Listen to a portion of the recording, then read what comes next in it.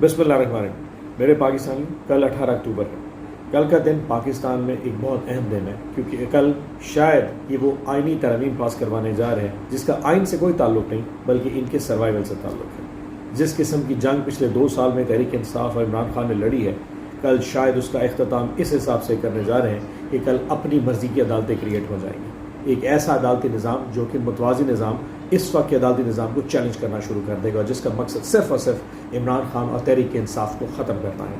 मेरी आप लोगों से दरख्वास्त है, कल निकलिए अपने शहरों में, अपनी तहसीलों में, अपने ज़िलों में, अपने डिवीजन्स में, और अपने एहतजाज के लिए अपना एहतजाज प्रोटेस्ट रिकॉर्ड करवाइए और ये बावर कराइए इस वक्त के हुक्मरान को और इस रियासत को कि हम आज़ाद शहरी हैं, हमारी आज़ाद सोच है और अपने हक़ के लिए लड़ना रख सकते हैं। कल जुमे की नमाज के बाद 2 बजे के बाद अपने जहाँ भी आपको जगह मिले, जिस जगह भी उठ सकते हैं, अपने एहतजाज के लिए अपने घरों से बाहर निकल के आइए। पाकिस्तान का नारा मारिए, इमरान खान का नारा मारिए, क्योंकि ये वतन भी हमारा है, ये मुल्क भी हमारा है और ये मर्ज़ी भी हमारी होगी। पाकिस्तान जिंदाबाद, इमरान खान जिंदाबाद।